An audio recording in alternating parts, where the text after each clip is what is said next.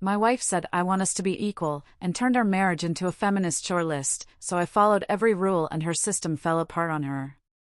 I'd been gone 3 weeks, expecting a hug, maybe some takeout. Instead, Olivia greeted me with a 3-page manifesto that felt like a gut punch, and in that instant, I knew nothing would ever be the same.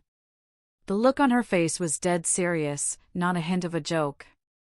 I hadn't even put my suitcase down yet, still in the hallway, my jacket on. She started talking about patriarchal patterns and emotional labor distribution, words that sounded like they'd been ripped straight from a college seminar, not from the woman who used to laugh at my dumb jokes and steal my fries. Something had shifted while I was away. Something huge. And I realized the marriage I left might not be the one I'd just returned to. She directed me to sit at the kitchen table, her voice steady and rehearsed, like she'd practiced the speech a dozen times.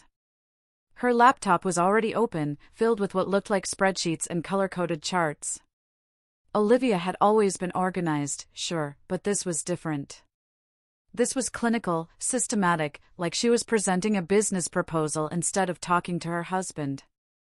She explained that during my absence, she'd attended an intensive feminist workshop that one of her coworkers recommended, an experience that apparently completely rewired how she viewed our relationship. According to her, our entire marriage had been built on invisible labor I never acknowledged, privileges I never questioned, and traditional gender roles she was no longer willing to accept. The document in my hands was divided into 3 main sections, each one more detailed than the last. I could tell she'd spent hours on it. Section 1 was emotional labor redistribution. It outlined how I was now responsible for remembering birthdays, planning social events, managing our calendar, sending thank you cards, checking in with family, basically everything she claimed she'd been doing alone for 2 years. Section 2 covered household management equity, with a point-based system for chores where everything from vacuuming to grocery shopping had an assigned value. We were supposed to split these points 50-50 every single week. Section 3, deconstructing masculine defaults, was the wildest. It included guidelines on how I should communicate my feelings, rules about mansplaining and taking up space, and even suggestions for how I should sit during conversations to appear less domineering. My first instinct, I won't lie, was to burst out laughing. This felt like something out of an internet satire, but she wasn't smiling. She was waiting for my response, her eyes wide with intense expectation. She told me she knew this would be difficult for me to hear, that men usually react defensively when confronted with their privilege, and she was prepared for me to argue or dismiss her concerns. Here's the thing, though, I didn't argue. I didn't dismiss anything. Instead, I looked at her calmly and said something she absolutely wasn't expecting. I told her she was right. If she felt this way, then clearly I'd been missing something important, and I was willing to implement her system exactly as she designed it. You should have seen her face. It went from defensive to shock, then almost giddy, in about 5 seconds flat. It was like she'd just won an argument she thought she was going to lose. She actually hugged me, told me she was proud of my open-mindedness, and said this was going to make our marriage so much stronger and more equitable. What she didn't know, what I was already realizing as I flipped through her carefully formatted pages, was that I was about to give her exactly what she asked for, nothing more and nothing less. See, Olivia had created a system based on ideology, on theories she'd absorbed during one weekend workshop. But she hadn't really thought through the practical implications of absolute equality. She wanted fairness measured and documented. She wanted every contribution tallied and balanced. She wanted the emotional comfort of knowing everything was perfectly equal. So, that's exactly what I was going to give her. That night, she was so energized, talking about how revolutionary this was going to be, how we were going to be an example for other couples, how this was the evolved version of marriage that more people needed to embrace. I nodded along, asked clarifying questions about her point system, and made sure I understood every single rule she'd established. She went to bed happy, probably happier than she'd been in months, convinced she'd finally broken through to me and that our relationship was about to enter some enlightened new phase. I, however, stayed up late, reading her document multiple times, highlighting sections, making notes in the margins, treating it like the legal contract she'd essentially turned it into. The next morning was when things started to get interesting, and when my actual plan began to take shape. According to the schedule she'd created, Monday morning coffee preparation was her responsibility, alternating weeks as part of the household equity system. I woke up at my usual time, got dressed, and waited in the kitchen. But no coffee appeared, because she was still asleep. Normally, I would have just made it myself, enough for both of us. But that wasn't how her system worked. Her system required that each person handle their assigned tasks without interference, without someone else stepping in to smooth things over. So, I waited. Checked my phone, scrolled through emails. When she finally came downstairs 20 minutes later, looking confused about why there was no coffee, I simply reminded her what day it was. She seemed annoyed at first, muttered something about how she'd overslept, and that I could have just handled it this once. But I stayed calm, pointed to the exact page in her document where it specified Monday responsibilities. She made the coffee, made it badly actually because she was rushing and frustrated, and I could see this tiny crack forming in her certainty. This was just day one, hour one really, and already the gap between theoretical equality and practical reality was starting to show. Throughout that week, I followed every single rule she'd established with absolute precision. Never deviating, never making exceptions, never picking up slack that wasn't explicitly assigned to me. When she forgot to schedule a dinner party with her parents and then got upset that I hadn't reminded her, I pulled up the emotional labor section that clearly stated social planning with her family was her domain. When the kitchen trash overflowed on a Wednesday night and she gave me a look, expecting me to take it out, I checked the chore chart and showed her it was marked as her responsibility until Thursday morning. Every time she got irritated or tried to suggest I was being petty, I'd simply reference her own framework, using her own language about equity and equal distribution of labor. What made this approach so effective wasn't that I was being mean or vindictive. It was that I was being perfectly, exactly, mathematically fair in the way she defined fairness. She built a system that looked great on paper, that probably sounded empowering and progressive when discussed in her workshop. But she built it without really considering what it would feel like to live inside it. By the end of that first week, I could see her starting to question things, starting to feel the weight of the structure she created, starting to realize that maybe relationships weren't meant to be managed like corporate projects. I wasn't trying to punish her or prove her wrong, exactly. I was trying to show her something much more important, that real partnership isn't about splitting everything down the middle with mathematical precision. It's about two people working together with their different strengths, and accepting that equality doesn't always mean identical. She wanted a system, so I gave her a system. And now we were both going to live inside it until she understood why systems like this don't actually work in real marriages between real people who are supposed to love each other. 2 weeks into living under her equality framework, and Olivia decided the system needed an upgrade. Apparently, the 3-page document wasn't comprehensive enough to cover every aspect of how a properly deconstructed marriage should function. She'd been reading more articles, watching more videos, participating in online forums with other women on similar journeys of matrimonial revolution. She came to me one evening with what she called communication protocols. These new rules were supposed to govern how we discussed disagreements, how I expressed opinions, and most importantly, how I processed my emotions in ways that weren't rooted in what she kept calling toxic masculinity. Anytime I tried to explain my perspective using logic or reasoning, she had a label ready for it. Told me I was engaging in logical deflection or defensive rationalization, or my personal favorite, masculine resistance. It didn't matter what I actually said. It didn't matter if my points were valid or my concerns were legitimate, because she'd learned this neat trick where she could dismiss anything I said by categorizing it as a symptom of my problematic conditioning. I didn't fight back, didn't argue about the unfairness of a system where her feelings were valid explorations, but my thoughts were toxic patterns. I just listened carefully and made mental notes of every single standard she was establishing. She was so focused on building her perfect ideological framework that she couldn't see what I was seeing, that every rule she created for me could be applied right back to her. That every standard she set was a standard she'd eventually have to meet herself. So, I started building my own document. Spent a few nights after she went to bed putting together what I called the reciprocal expectations framework. I typed it up in the same format she'd used, even matched her font choices and header styles to show I was taking this just as seriously as she had. My framework had 3 sections, too, because symmetry matters in equality. The first one was about financial contributions and transparency. I created a shared spreadsheet where every dollar either of us earned or spent got logged with categories and justifications.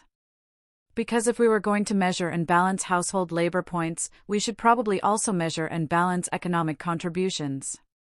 She made more money than me, not by a huge amount, but enough that it was noticeable. And under this system, that meant she was contributing more financial labor that needed to be acknowledged and potentially offset by additional household labor on my part. Or, alternatively, I was contributing more household labor that should be valued at market rates and credited against the income disparity. The second section was about technical and mechanical responsibilities. All those tasks that traditionally fell to men, not because of patriarchy, but because of skill sets and interests, things like changing oil, handling home repairs, managing our internet and technology setup, dealing with anything that required tools or technical knowledge. Under the equity system, these were now her responsibilities on alternating weeks, and she'd need to learn how to handle them without my help, because that's what equality meant, equal capability and equal burden. The third section was the one I knew would bother her most. I called it emotional accountability. A direct mirror of her emotional labor section, but focused on manipulation tactics, guilt-tripping, passive aggression, and wielding emotional responses as weapons in disagreements. Every time she cried during an argument to shut down the conversation. Every time she gave me the silent treatment instead of communicating directly. Every time she made me feel guilty for having boundaries. All of that was now going to be documented and addressed as her emotional labor problems that needed deconstructing. I presented this framework to her on a Saturday morning, the same way she'd presented hers to me, and I watched her face go through this fascinating journey of emotions as she read through it. She started out nodding, like she appreciated that I was engaging with her system, then got confused when she realized my system was holding her to the same standards, then got defensive when she understood that I was completely serious about implementing all of this. She tried to argue that it wasn't the same thing, that my framework was missing the point of hers, that I was being deliberately obtuse about the purpose of examining gender roles. But I just calmly reminded her that she'd wanted measurable equality, and I was simply measuring everything. From that day forward, I stopped doing any of the small, invisible things I'd always done without thinking. Stopped being the person who smoothed over rough edges and made life easier in ways she never noticed. She needed her phone charger from the bedroom while we were watching TV. Normally, I would have just grabbed it during a commercial, but I stayed on the couch because retrieving her personal items wasn't on my task list for that day. She mentioned she needed to pick up her dry cleaning before the place closed. I acknowledged the information, but didn't offer to do it for her or remind her again, because managing her schedule was her responsibility now. She had plans to meet her sister for lunch on Thursday but forgot to get cash from the ATM beforehand. Called me, asking if I could pull money and meet her. I checked the framework and told her financial preparation for her personal social events wasn't something I was responsible for managing. Every single time. She expected me to just handle something, to read her mind, to anticipate her needs. I referred back to the system and showed her exactly why that wasn't my role anymore. The breaking point came on a Tuesday afternoon when our washing machine started making this horrible grinding noise mid-cycle and then just stopped working entirely. Died right there with a full load of wet clothes inside. According to both her original framework and my reciprocal one, mechanical failures and appliance issues fell under technical responsibilities, which meant this was her problem to solve. She called me at work expecting me to leave early and fix it, or at least deal with getting a repairman scheduled. I could hear the panic in her voice because we had a mountain of laundry and no way to wash it. I reminded her gently that this was specifically listed under her task categories, that I had faith in her ability to handle it, that this was what equal partnership looked like. She ended up having to Google how washing machines work, watched YouTube videos trying to diagnose the problem, eventually gave up and called a repair service that couldn't come out until the following week. That evening, I watched her load 4 huge bags of dirty laundry into her car to drive to the laundromat 6 blocks away, a place neither of us had been to since we moved into our apartment because we had our own machine. She was gone for almost 3 hours. Came back exhausted and frustrated. Told me the machines ate 2 of her quarters without running, that some guy had taken her clothes out of the dryer before they were finished, that the whole place smelled like mildew and broken dreams. She looked completely defeated sitting at our kitchen table with her bags of barely dry laundry, and I could see something shifting behind her eyes. Some recognition that maybe the theoretical equality she'd read about in articles didn't account for the reality that people have different strengths and different tolerances for different types of problems. I didn't gloat, didn't say, "I told you so." I just helped her fold the clothes, because that wasn't technically violating any system rules. And because I'm not actually trying to watch my wife suffer. I'm trying to teach her something important. She was quieter than usual that night. Didn't try to enforce any of her communication protocols. Didn't label my behaviors or correct my emotional expressions. Just sat there processing what it felt like to be completely responsible for something she had no idea how to handle. The washing machine situation wasn't even the biggest issue. It was just the most obvious example of a pattern that was playing out across every area of our lives now, where her ideology was crashing hard against practical reality and losing every single time. The morning after the laundromat disaster, I woke up to find Olivia sitting at the kitchen table with both our frameworks printed out in front of her. All those pages of rules and categories and point systems that we'd been living under for the past month. And she had this look on her face that I hadn't seen since before any of this started. She told me she couldn't do it anymore, said the words quietly, like she was admitting defeat in a war she'd started. I could see her hands shaking slightly as she pushed the papers away from her. What came next was the most honest conversation we'd had in months, maybe longer, because she finally stopped hiding behind academic language and workshop terminology and just talked to me like a real person. She explained that she'd been feeling invisible in our marriage for a while before I left on that trip. Felt like everything she did went unnoticed and unappreciated. Felt like she was managing our entire life while I just existed inside it without seeing the structure she'd built. The workshop hadn't given her these feelings. It had just given her a vocabulary for them, a framework that made her feel like her frustrations were valid and political rather than just personal and scary. She thought if she could turn our relationship into a system with clear rules and measurements, then maybe she'd finally feel seen, finally have proof that her contributions mattered, finally get the recognition she'd been craving. But the system didn't make her feel seen.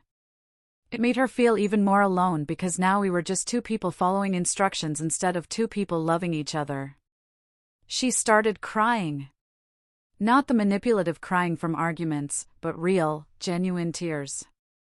And she admitted that she'd become exactly what she accused me of being, authoritative and rigid, unable to see past her own perspective. She said the workshop had sold her this idea that relationships could be perfected through proper structure, that equality was something you could achieve through documentation and distribution. But living inside that ideology had sucked all the actual humanity out of our marriage. Every interaction had become a transaction. Every gesture had to be evaluated for fairness. Every moment of spontaneous kindness was now suspect because it might throw off the balance we were supposed to maintain. She told me she'd been miserable for weeks, but couldn't admit it because admitting it meant admitting she'd been wrong, and she'd invested so much into being right about this, into proving that her new framework was enlightened and evolved. The worst part, she said, was realizing that I'd been showing her this the whole time. That every frustrating moment where I stuck to her rules exactly was me holding up a mirror to show her what she'd created. I let her talk until she ran out of words. Didn't interrupt or argue or try to fix anything. Just listened, the way I should have been listening before she felt the need to build a whole ideological system around getting my attention. When she finished, I told her something I should have told her months ago. That I didn't notice everything she did, that I was grateful for it even when I didn't say so, that I'd taken for granted how much invisible work went into making our life comfortable. I also told her that her workshop had been half right, that emotional labor and household management were real things worth discussing, but the solution wasn't to turn our marriage into a corporate equity initiative with metrics and performance reviews. We sat there for a while, just existing in the honesty of that moment. And then she did something that felt more significant than anything in the past month. She picked up all those framework documents, all those carefully formatted pages of rules and expectations, and she walked them over to the trash can and dropped them in. She didn't ask my permission, didn't check if I agreed, just made the decision that we were done living like that and acted on it. I got up and added my reciprocal framework to the trash, too. And we both just stood there looking at weeks of ideology, sitting in our garbage can where it belonged. She asked me what we were supposed to do now, how we were supposed to fix things without a system to follow. And I told her we'd figure it out the way normal people do, by talking when something bothers us and trusting each other enough to actually listen. She wanted to know how we'd make sure things stayed fair without measuring everything. And I explained that fairness in a marriage isn't about identical contributions. It's about both people feeling supported and valued for what they bring. She brings organization and social awareness and attention to detail. I bring technical skills and emotional stability and a different kind of problem solving. And neither of those things can be properly measured in points or percentages. Real partnership means accepting that sometimes one person carries more weight for a while and sometimes the other person does. And it all balances out over time without needing spreadsheets to prove it. The next day, our washing machine repair guy finally showed up. Some older dude who had the whole thing fixed in 20 minutes. After he left, Olivia asked if I wanted to help her figure out how the machine actually worked so she'd know for next time. We ended up spending an hour looking at the manual together, her asking questions, and me explaining what I knew. And it felt like the first genuinely cooperative thing we'd done in a month. It wasn't about her learning because the system said she had to. It was about both of us building shared knowledge because that's what teams do. That evening, she made dinner without checking whose responsibility it was, and I cleaned up afterward without calculating if I'd earned enough points. And it felt shockingly normal, in the best possible way. We've been rebuilding slowly since then, learning how to appreciate each other without needing external validation or ideological justification. She's gotten better at telling me directly when she feels unappreciated instead of letting it build into resentment. And I've gotten better at actually expressing gratitude for things I used to just assume were happening automatically. Neither of us wants to go back to the way things were before, but we definitely don't want the framework version either. We're trying to find something in between where we're both conscious of our partnership without being slaves to some artificial system. The workshop materials are still in her email somewhere, and sometimes she gets ads for similar programs, but she deletes them now without even reading them, because she learned the hard way that other people's theories about relationships don't mean much when you're actually living inside one. We're not perfect.